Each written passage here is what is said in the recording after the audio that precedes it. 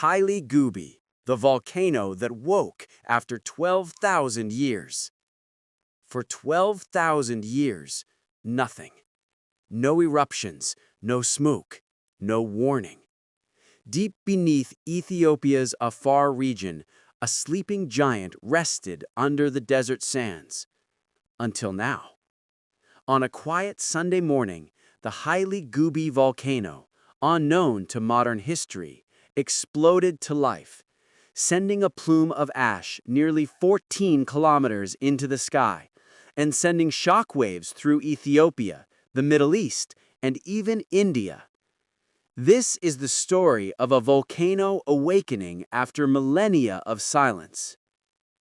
Located about 500 miles northeast of Addis Ababa, near the Eritrean border, Hayli Gubbi sits inside one of the most geologically active regions on Earth, the Great Rift Valley.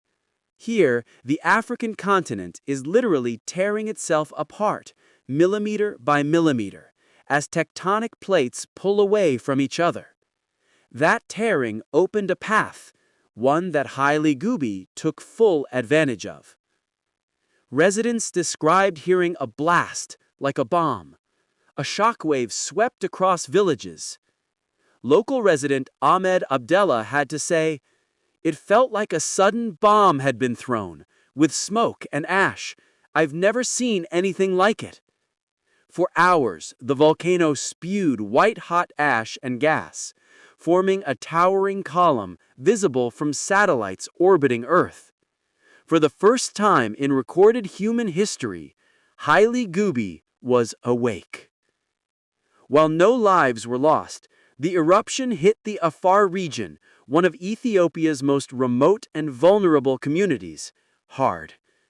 Villages in Afar district were blanketed in ash, sometimes centimeters thick. Water became undrinkable. Grasslands were coated in gray, starving the livestock that thousands of pastoral families depend on. Local official Mohammed Said had to say, "Many animals have nothing to eat. The ash is everywhere. This could ruin livelihoods."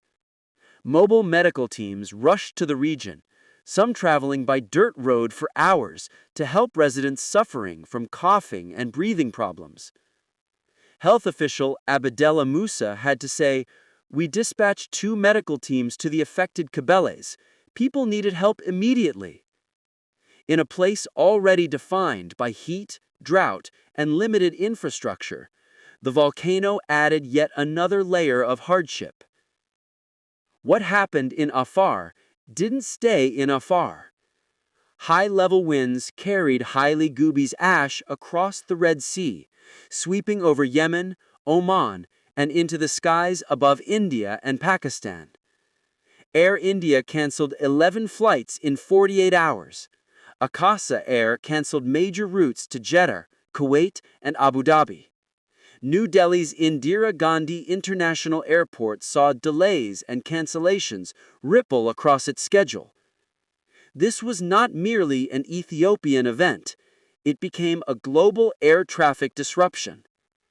Aviation regulators from India to Oman issued alerts. Aircraft needed inspections. Air routes had to be redesigned on the fly. Volcanic ash isn't just dust. It's microscopic rock, sharp, abrasive, electrically charged. If sucked into an airplane engine at cruising altitude, it can melt, fuse, and stall the turbines. For airlines, this was not a risk worth taking. And so, as the ash cloud drifted toward western China, skies across Asia reorganized around a volcano few had ever heard of. So why did Hayli Gubbi erupt after 12,000 years of silence? Geologists point to Ethiopia's position along the East African Rift System, one of the only places on Earth where a new continental plate boundary is actively forming. The land here is splitting apart, slowly but constantly. Seismologist Atalay Ayale had to say, "Ethiopia has around 50 active volcanoes.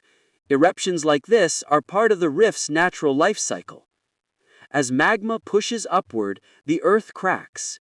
New faults form. Volcanic systems awaken. The Smithsonian's Global Volcanism Program confirmed Hayli Gubbi had no known Holocene eruptions. To scientists, this event is not just rare, it's invaluable. It provides data on a volcano humans have never monitored before, its chemistry, its pressure system, its magma composition, and its long-term behavior. The eruption will likely be short-lived, days or weeks, but geologists caution that the rift system is unpredictable. Hayli Gubbi may sleep again, but not forever. Ethiopia is no stranger to volcanic power. The Afar Triangle is home to Erta Ele, one of the world's few permanent lava lakes.